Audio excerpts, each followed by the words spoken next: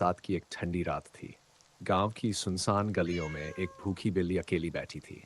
उसकी आंखों में दर्द था, जिस्म कांप रहा था और पेट में कई दिनों से अन्न का एक दाना तक नहीं गया था।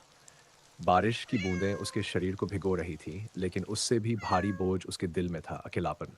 उसी गांव में एक छोटा सा चूहा भी रहता था। गरीब था, लेकिन उसका दिल मासूम और दयालु था। वह अक्सर बिल्ली को देखता, डरता भी, पर आज उसने कुछ और ही ठान लिया। वह धीरे धीरे बिल्ली के पास आया। उसके हाथ में रोटी का एक छोटा सा टुकड़ा था। डरते हुए बोला, अगर तुम चाहो तो मैं ये खाना तुम्हें दे सकता हूँ।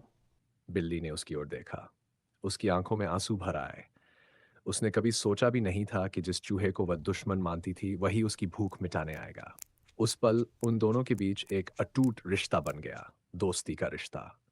बिल्ली और चूहा अब साथ बैठते, साथ खाते और साथ हंसते। गांव की गलियां उनकी मासूम दोस्ती की गवाह बन गईं।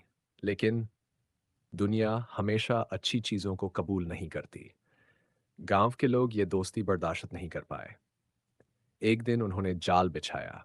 बेचारा चूहा उसमें फंस गया।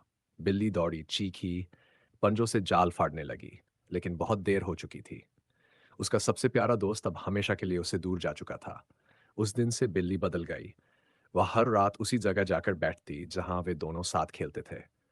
बारिश की बूंदों में, चांदनी की ठंडी रोशनी में उसकी आंखें आंसुओं से भीग जाती। वह आसमान की ओर देखती, मानो वहां उसे अपने दोस्त की झलक दिखाई देती हो।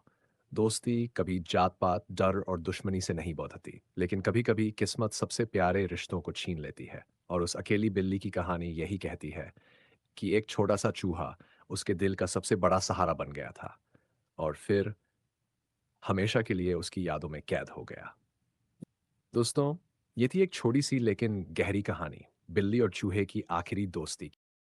अगर इस कहानी ने आपके दिल को छुआ हो तो प्लीज़ इस वीडियो को लाइक करें, अपनों के साथ शेयर करें, ताकि और लोग भी सच्ची दोस्ती का मतलब समझ सकें।